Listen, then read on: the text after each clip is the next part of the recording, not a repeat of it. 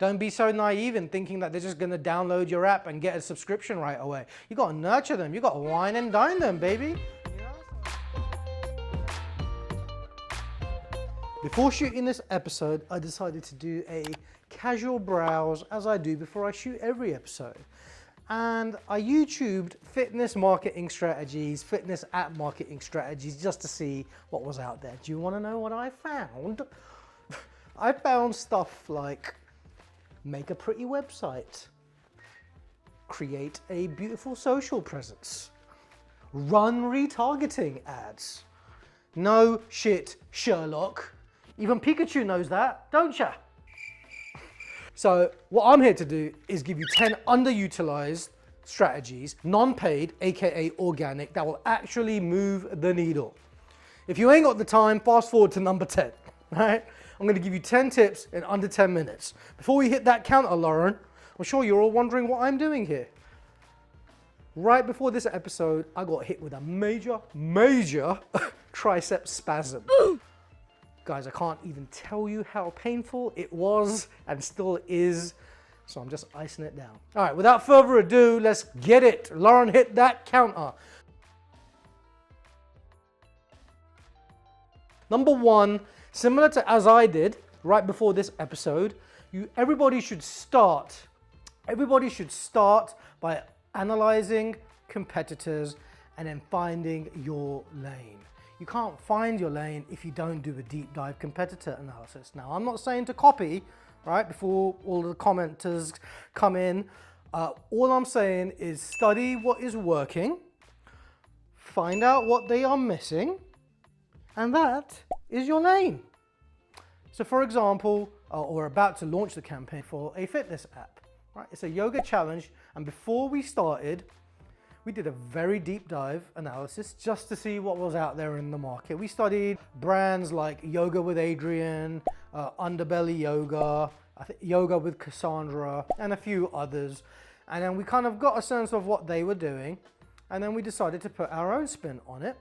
And what we decided to do is create a campaign that is specifically focused on working professionals and burnt out moms who are working 9 to 5 or 9 to 9 or 11 to 11 and waking up with either lower back pain, being impacted with carpal tunnel syndrome, and other things that might affect you in the workplace.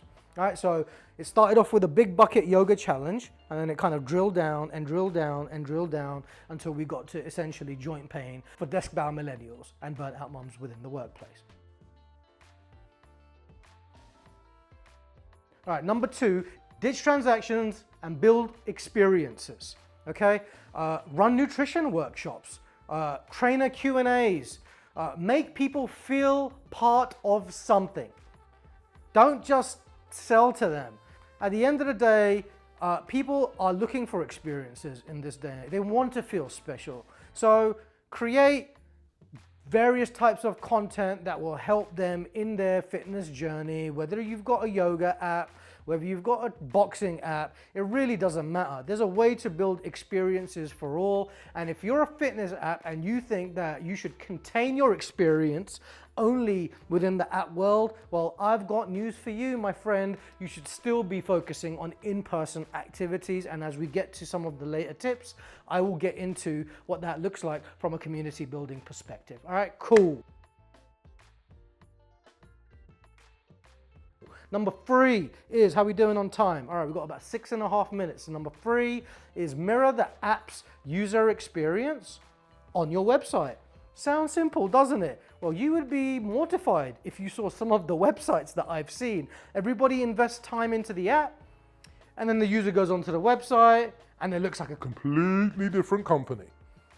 Create a cohesive experience that will actually give your users almost a sample of what the app will look like. Maybe the programs that you have on offer, maybe some freebies, maybe some downloadable lead magnets, and we'll get to that in a moment as well, okay? So mirror your app's UX, user experience, on your website and your overall digital infrastructure. Create sub-personas to test content. Right, your users are not one size fits all.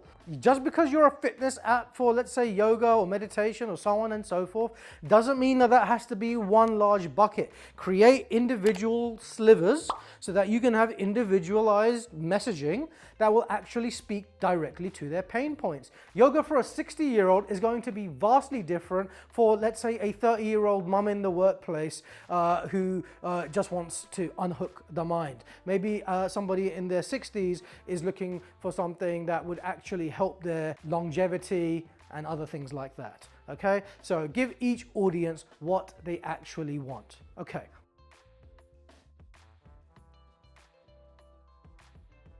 Number 5 is make organic content for the whole funnel.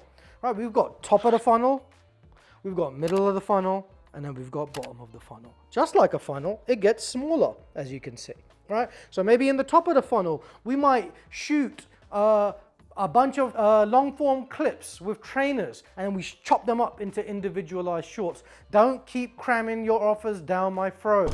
Be tactical and strategic with the content that we create for each of the funnels. And I am not talking about paid media here, guys. Again, the key word is organic. Okay, organic meaning non-paid. So top of the funnel might look like workouts or tips, reels, things of that nature.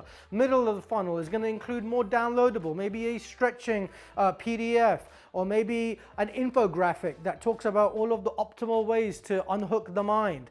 You know, bottom of the funnel is where you're actually pitching or quote unquote selling your offer, and that could be either a free trial, it could be a challenge, it could be a new program, it could be a discounted offer. If you buy a certain number of months, maybe you get a 25 to 50% discount. Now, when it comes to organic content for the full funnel, there's one example that we can draw from. It's Solid Start. Solid Starts is a great app. It's for baby nutrition, and it really checks all of the categories that I just mentioned.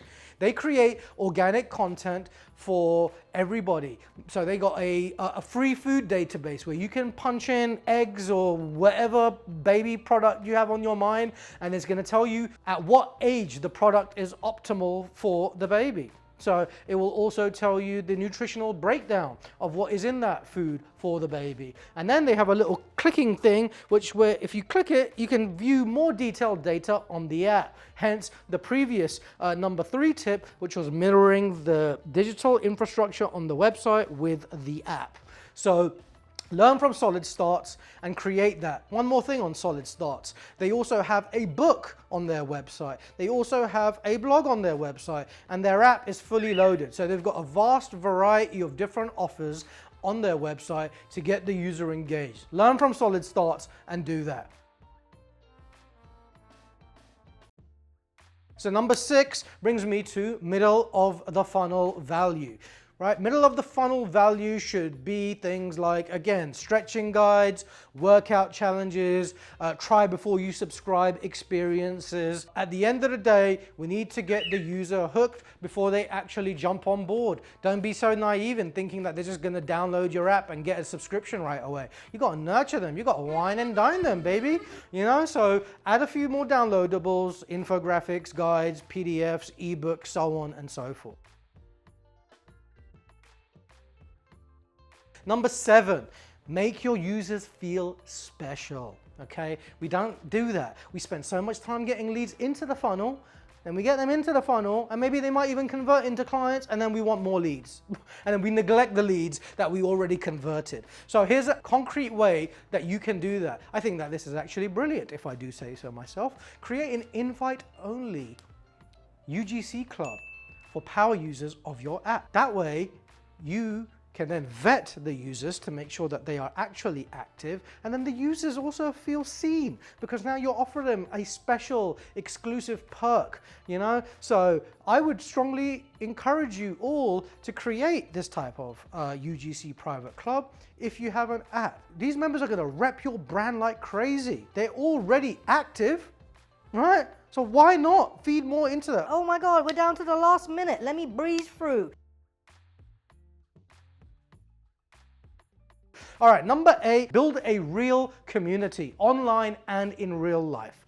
Segment by location. You can only create real community if you are mindful of segmenting your audience. Host in-person meetups, gamify your group chats, create polls and interactive experiences, so that way, again, you build that tribe, you build that bonding among the members, and they, again, will feel special and feel seen, and likely won't go to another app. We're down to the last 30 seconds. Okay, number 9, I would not be a true marketer / fractional CMO if I didn't say, let internal data guide your decisions. We, again, have our fitness app client. We use Mixpanel. Love Mixpanel.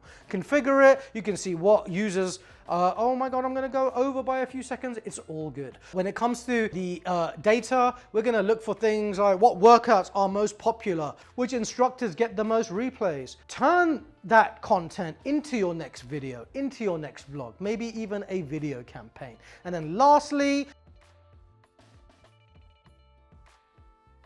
number 10 is the holy grail, which is don't touch paid until you get organic right.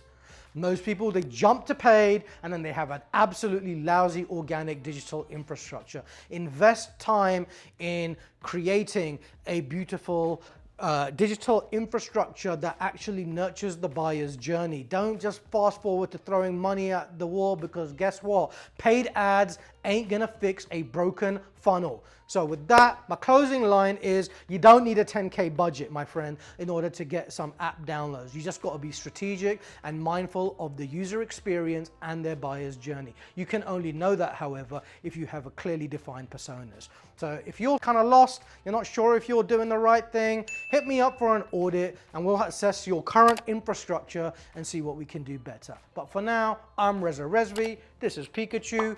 I hope this was non-cookie cutter. Peace.